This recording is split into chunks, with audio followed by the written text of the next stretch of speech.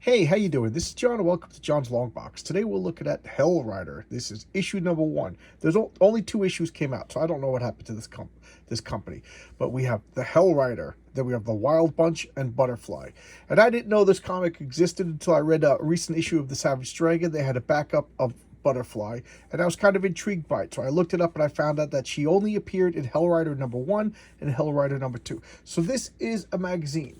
So just to put it into proper perspective, this is the size of a regular comic. So this is Werewolf by Night, and then this is Hell Rider magazine. Now, the comic book companies were putting out a lot of magazines at this point. I think this predated the Marvel magazines, and this is, motorcycles were big. So let's open it up. 60 cents for this magazine. It's a thick old thing, so I'm going to try to go fast.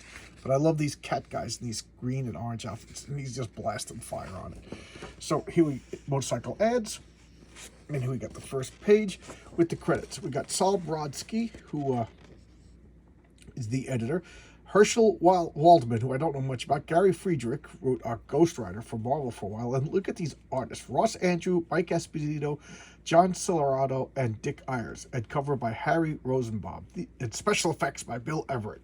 So these are all classics. These are all amazing talents. Marvel and DC talents. Then we've got the Hell Rider, the Wild Bunch, and Butterfly. Let's look at the indicia. It's published by Skywald Publishing. What year is this? It's 1971, but I don't see it in the indicia, which is kind of bizarre. Oh, okay, August 1971. There we go. So here we have Why Hell Rider. So they're talking about they wanted to make a superhero, realistic superhero comic book character. So they came up with Hell Rider, and we'll see more about Hell Rider. There's Butterfly. Butterfly is the one that got me interested in this magazine. There's the Wild Bunch. And here's Ross Andrew, who one of the creators of the Doom Patrol. Mike Esposito, I don't know as much about him as I should. And this is them talking about this comic company, magazine company. And look at this splash page over here. Look at this splash page. So, Hell Rider, already in action. Introducing Hell Rider. So he's just bashing in and just shooting fire at these cat people. Whoever the clown is, he just took out Chuck. So poor Chuck is on fire. And he's riding on top of this guy. Maybe that's Chuck. I don't know. Either one of these guys are kind of screwed. And he's already fighting. So he's got this pitchfork on him, and he's shooting fire at these guys. I just love it. And, why? I don't care why. It's a guy on a motorcycle smashing people, jumping and fighting. Just lovely shading over here. Just doing acrobatics. Look at that guy. Just kicked right in the mouth. Right in the freaking mouth. And this guy's, man, we got to get him on both sides. He picks up, that's impossible. It weighs a ton. So he picks up an entire bookcase. So we're establishing that he has super strength, and he just throws books at him. I had a girlfriend who threw a bookcase at me. I think she had super strength. And then the next day she called me up and asked me why I had the nerve to break up with her. I was like, you threw a bookshelf at me. I probably deserved it, though. So now they're all tackling Hell Rider, and Hell Rider's like, what's going on? And his strength is failing. All of a sudden, he's getting weak. And he's getting kicked in the what do you want to call them? The baubles. He's getting kicked in the baubles. And then karate chopped in the neck. Don't shoot him. Don't kill him. That's not acceptable. They throw him into a dungeon, because everybody has a dungeon. What the hell happened? So now we got time for practicing umphaloskepsis, meaning contemplating the nature of the universe whilst gazing at one's navel. So he's like, what's happening? What's happening? I'm going to break out of here. He's like, how did my strength fail? I'm the strongest person on the planet. He's like, oh, God, now I got a headache, and what's going on? So this flashback now. So that's his dad. He's like, you're a layabout, you're an adult now. You can't just use your good looks and my money to get whatever you want. He's like, Dad, I'm not ready to work in the office yet. I don't want to be a lawyer. So he take this ridiculous looking Porsche car, and he just drives out. What does he do? He goes to a dive bar because he's not ready to become a corporate sellout. And here, look at these rough, tough guys. And what do? They're like, you didn't hear me, faggot. I said only men could drink here. He doesn't seem to be listening to you, Animal. So Animal just goes and picks him up, and he drops a beer on his head. Splat. And what's he do? He's like, come on. Right? They pull out a knife, and they're going to murder him. And he just beats the crap out of all of them. Keep in mind, this is before he has superpowers. So they're just like, all right, we just had to make sure you weren't one of them queers, you know. And this is 1971, guys. What do you want me to say? And welcome to the club. You want to join our gang? Yeah, we're a gang. You're tough guys. So now he's just like, this is the life. You know, he could be a corporate sellout, or he could just be, a violent thug in the streets. And violent thug on the streets got its own rewards. We got some chicks, excitement. We got more chicks. Running from the cops. Come on, man. Do you want to be a corporate sellout, or do you want to hang out with that?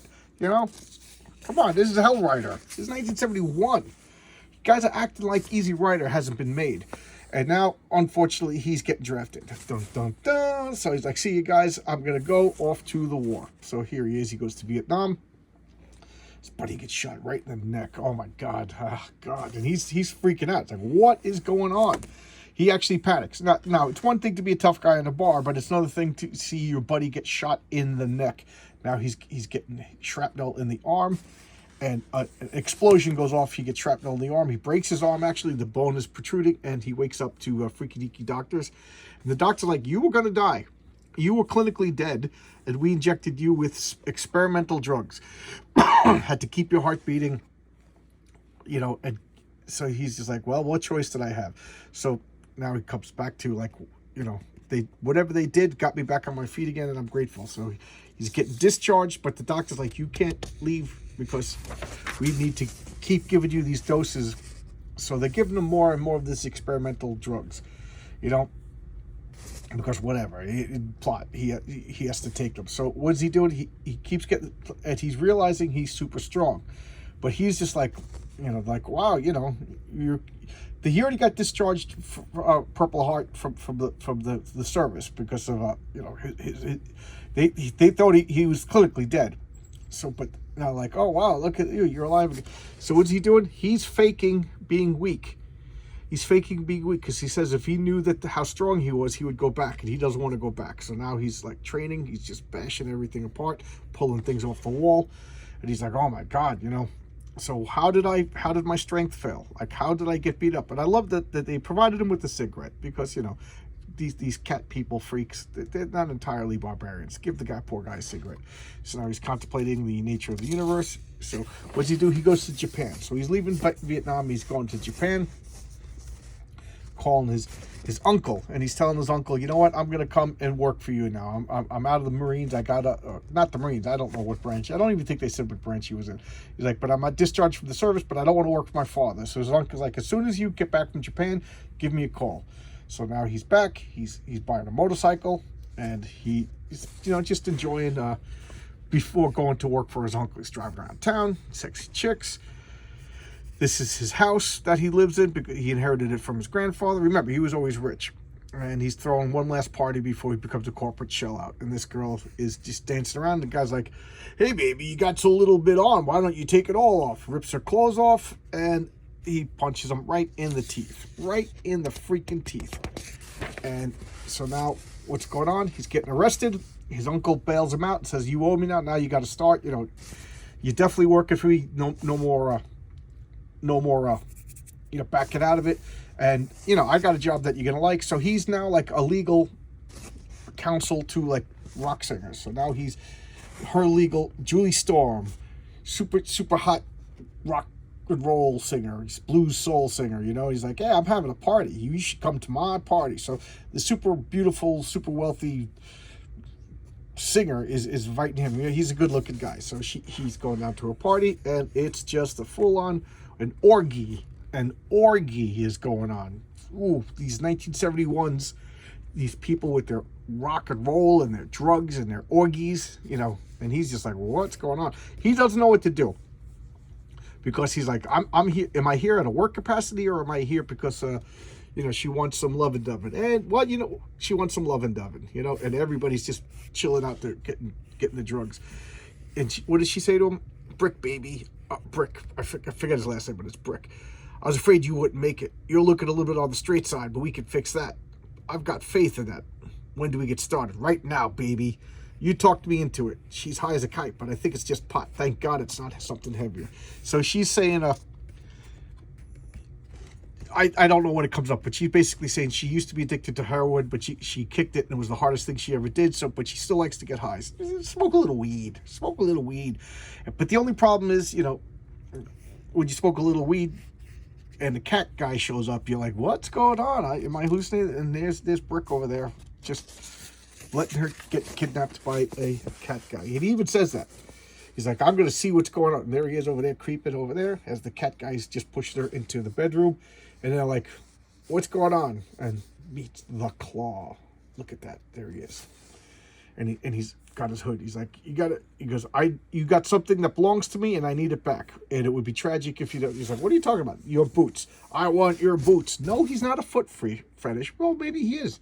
They never said he's not a foot freak guy, but he wants the boots because inside the lining of the boots, there's $1 million worth of heroin. I don't know why. You fool, there's $1 million worth of raw heroin sewn into the lining of those boots, and everything happens to it, you beat it unpleasant. So she didn't realize it, but she was trafficking heroin. Like they would, one of the people that was working for her was sewing heroin into her clothes, and when she was traveling on her world tours, she was, you know, moving heroin around. And now something happened, they need the boots. She's like, what are you talking about? Like the boots were supposed to be delivered, but she doesn't have the boots. And she's just like, I don't have the boots, I gave them to Marion. And they're like, what? Well, we got to go get the boots. So they take her in the car, and he just watches. He says, I've decided I'd had saved her there, but I decided to follow them and perhaps find out more of what was going on. Yeah, because, you know, you had the leader right there. I mean, this guy's, the Claw is the leader. You had the leader and all the henchmen, and you got, at this point, he has the super strength. You know what I mean? So, yeah, just follow him. Don't save the, because it only take a second to shoot her in the head. So there you go, Hell Rider, you jerk. But then again, it's his first adventure. So he's following him around on his motorcycle. They're taking her into the shed. He's still watching. He's not doing anything. And then they're going to inject her with heroin. Because she already said she gave the boots to Marion. So go after Marion. But, you know, they're going to inject her with heroin. And then he gets whacked on the back of the head. And what does he do? He wakes up in his own bed.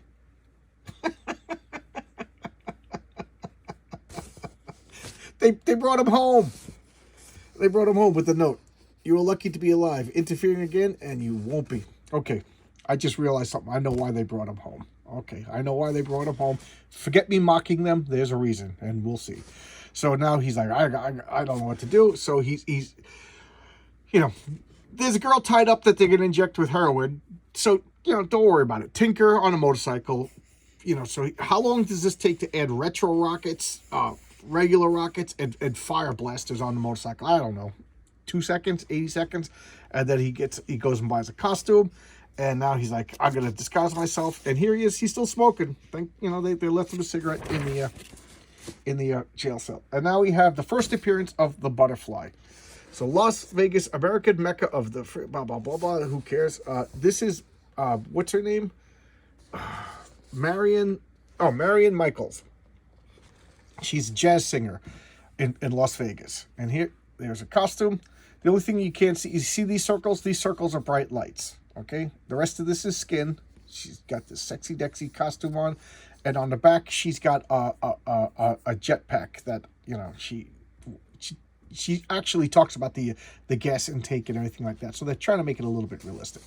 So now she's singing over here, and look, she's putting on her wig. She's making a big deal about her hair. She's got the boots. I'm going to wear these boots while I sing. And I just want to make a big deal about the wig because I forget who it was, but Blade's daughter in the new Marvel Comics, the writer, I think it was T. Franklin, I'm not sure, but so don't quote me on it. But she made a big deal. She's like, it's a big deal to show that a black woman had a wig. And I will say this, I had 2 black girlfriends and they wore wigs. So I know that is a big deal with black women. So I'm not undermining the importance of black women with wigs, but I'm saying this is 1971, and here we have a black superhero woman talking about her wigs and how her hair, you know, she has different wigs for going out for different things. So, you know, it just shows to me that if you're a professional in the comic book industry and you're like claiming to make first, do a little modicum of research, okay? You look foolish. So there you go, Miss Marion Michaels. she's singing, and supposedly, I just love this. This is an excellent drawing. She's singing, and here's everybody. Just, you got to hear this. Everybody's just marveling about her voice. You know, I don't know if this is a real song or not. And then we have the stereotypes. Some sound, got to get her on laughing. We got the hillbilly. Forget the show. I'm going to get her in my place. The black guy. And then offer me a year's supply of bagels and lox, and I'll have it there in an hour. So there you go, the Jewish manager. And now she bows. And this is a great shot, too. I really like a shot like it's a photograph. And then she goes back into a dressing room, and we got this Klan-looking guy. What the? What? And what is it? And I love how this Klan-looking guy has cat guys. And if you look at the cover, they're supposed to be green. So these green cat guys, you know, it's just ridiculous. And she's like, what's going on? These guys are not autograph hunting. And like, really? So, you know, what's going on? What do you want? It's like, oh, you want these boots. Julie gave me these boots. My friend Julie Storm gave me these boots. And if you want them, I'm not going to give them to you. So she knocks this guy, the leader, and she turns the lights off. What's going on? It's all dark. And boom, she comes out in her butterfly costume, and that's like, she doesn't have any powers. It's all devices, and these lights just blast the hell. So they're like, this is 1971, but like these are like LED lights that are just super bright, and these guys are just whatever. And she closed out the window. You know, they turn on the lights, get their regular lights, eyesight back, and he's just beating the crap out of everybody. Where'd you go? Where'd you go? Well, we got the boots. That's all that matters. And she's like, well, she got away, but that's what matters. She must have jumped to her death. And here she is. She's up here on top. So they didn't think to look up. And where's Marion? Where's Marion? They're all getting in the car, and they drive away. And what is she doing? She jumps, and she's flying. She actually has, like, flight abilities. And I love this. She's got, like, these goggles that enhance her vision. She's got these suction cups on her gloves. So what does she do? She's talking about she doesn't have enough fuel to fly very far, very long. She has 45 minutes of flight and then 15 minutes of reserves. So she's got an hour of flight. And what is she? So she lands and sucks on the top of the car. And this guy's like, "What? I just heard it." Ah, shut up. And what does she do? She just hitches a ride. There's the flight device, and she's just hanging on for dear life, you know. And you know, she's like, I hope I don't get a cold. I like that. They got like normal human limitations, and they make it to this horrible drawing of a helicopter. And what does she do? She flies off before they get out of the car seat, and now she's following the helicopter. And she's talking, hope the helicopter doesn't go too high, because then I won't be able to fly, and I hope it doesn't go too far. So she does the same thing. She hitches a ride onto the, but they catch her this time. So what does she do? She just jumps in, kicks this guy right on the chin, this guy right in the eye. Oh my God, look at that. Right in the freaking eye. And then, you know, this guy, I got the boots, I'm going to give you the claw. And she just blinds him. Ah, my eyes. You know, he tries to cover himself, and this guy's blinded. He jumps at her and falls to his death. Ah.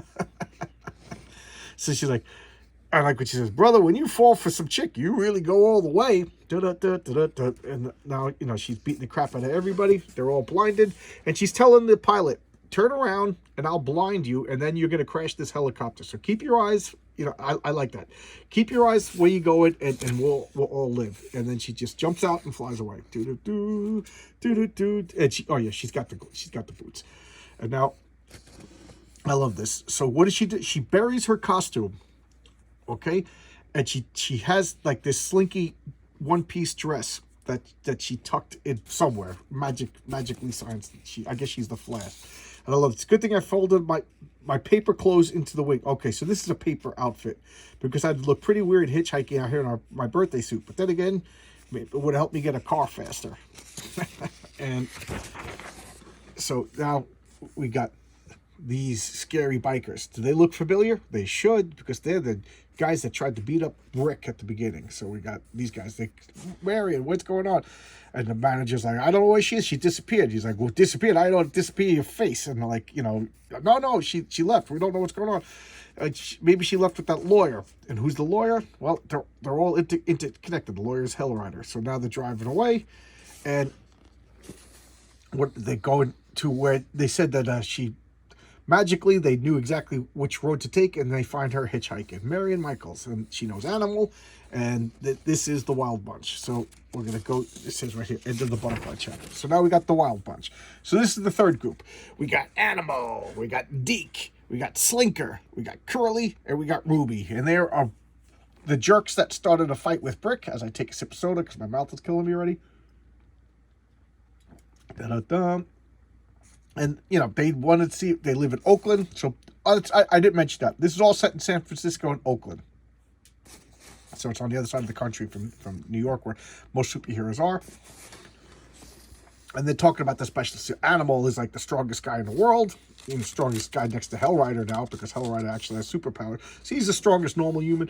Deke, he was a professional basketball player, but that wasn't his jam. He liked scoring basket cases instead of just baskets. How's that for terrible writing? And then Slinker, he's a sneaky guy who just, you know, sneaks up behind everybody and murders them like that way. And Animal's just, you know, he's more honorable. He'll just beat up 2 or 3 guys at a time. And then you don't mess with Beauty of the Beast. That's Ruby. She'll just beat you up, you know. So she's there to take out the women because they're too honorable to fight women. And then Curly. Curly is the good-looking one, but for some reason he's not on this page. So he's the good-looking one. And now they're trying to go out there, and I don't know why. They got the boots. They got Marion, so whatever. Now they're finding out what's going on. And Curly's like, this doesn't seem right. And they're like, this doesn't seem right. And they're like, well, we got to trust Marion. She said to go out here and investigate. And like, well, you know, why we listen to... So they're having like a little internal thing. And Ruby's staying with Marion because they don't know she's Butterfly. They don't know she can take care of herself. They're trying to protect her. And now these cat guys come out. What are you following us for? And action. You know, fight. This guy gets curb stomped. You know, here comes the claw. And I like this. The claw extends his claw and grabs the boots while they didn't see. And he's like, what the, you know, and the car drives away. He's like, what about me? They left me. He's like, oh, well, now you're going to tell us everything. He's like, oh, yeah, I'm going to fight. And he pulls out a gun. They smash his hand with a freaking rock, and then they just beat the crap out of him with his tongue sticking out. And then curb stomp, smash, squish, you know, and there was 2 of them, and then they just beating the crap out of him, smashing their teeth out, and then they just leave him in the desert. So Ruby and Marion, they're going back to the hotel.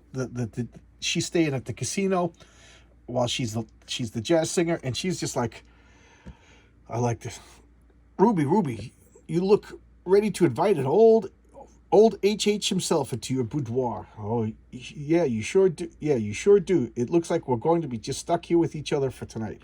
Yeah, too bad. No offense, but it's a shame to waste all of this.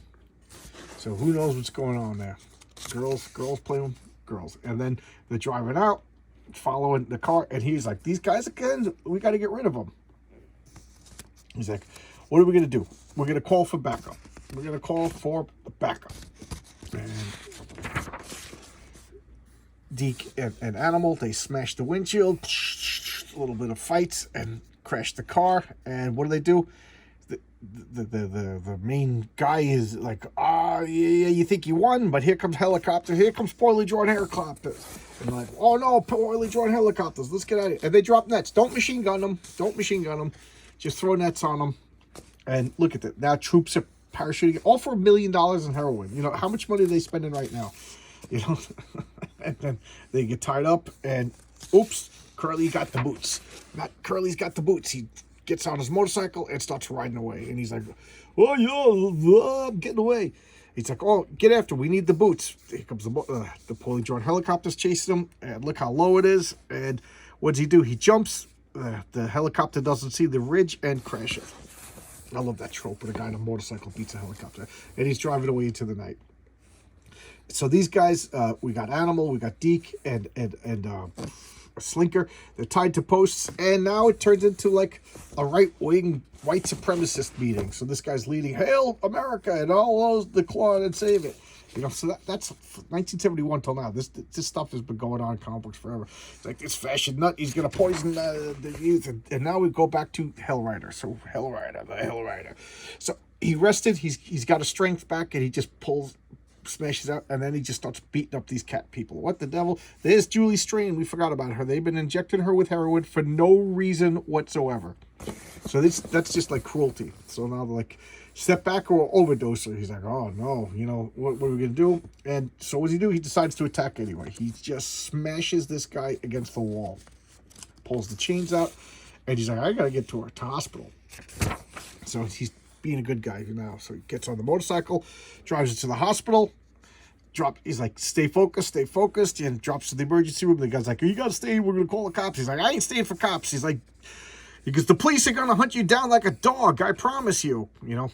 So now Curly makes it to Marion's room, and she's like, here's the boots, what's going on? He's like, we gotta figure out what's going on with the boots. Nice shot of the thing, and she's calling the police. And Julie's like, oh, look. She pulls the lining out. Heroin. That's why they want it. So she's, you know, this Ruby, not Julie. And what do? They call Hellrider. Remember, Brick is their lawyer that represents them. So she's just like, hello, Brick, thank Kevin. Because you got to call Julie's lawyer. Well, actually, they were calling Julie. And he was there at Julie's place. And he's like, we're looking for Julie. Oh, it's Brick. You know, let me explain. We got to get to Vegas. So he puts his mask on and he's riding off. And they're like, they're going to die. We're going to die. And he's like, no, we're not. He's been working on it, and he got the ropes off. His wrists are bleeding and raw. But, you know, when you're Slinker, you're a tough guy. So they're like, we got to get these guys are like having a revolution. You know, we got to get the heroin to make this $1 million to complete this deal, or nobody's going to take it seriously as a white supremacist organization. And they're like having a revolution. They're yelling at him. That's actually a great picture. And so now they're watching him go off to talk to somebody else about where they're going to find the money, and he's flying away. And he's like, all right, this is what we're going to do. I'm going fast because it's already like 26 minutes. They're all getting their motorcycles.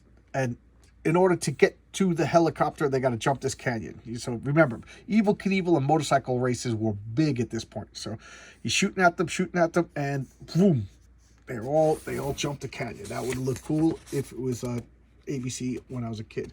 So now they're making it to Marion's. They need the boot, and he's like, extends his claw, and he's like, pulls out his knife, and he attacks them, and they're like, stay back, and they attack Ruby. And here comes Hellrider. He knows that they're up there. He's threatening them all. How am I going to get up there? This is the job for Hellrider. So what's he do? He sets up a ramp. He hits his rockets and smashes right into the guy's freaking back. And then he does the retro jet. It stops. And they're like, what a man. Because I know him. I met him while I was making like the butterfly. And he goes to pull off his bed. It's his uncle who gave him the job. Da-da-da-da-da-da. That's why they brought him home. That's why they didn't kill him. That's why they brought him home. He didn't want to kill his nephew. He's like, oh, God. Oh, I recognize him. He's the psycho guy. And then Hellrider runs off into the west. And the Curly's going to talk about motorcycles and binoculars, 100 movie posters. Get this coin. This tear over here that I didn't know about. Nightmare Magazine, Psycho Magazine, Crime Machine, Science Fiction Odyssey. I think I had this issue as a kid. And there we go. That's Hellrider. It's total motorcycle.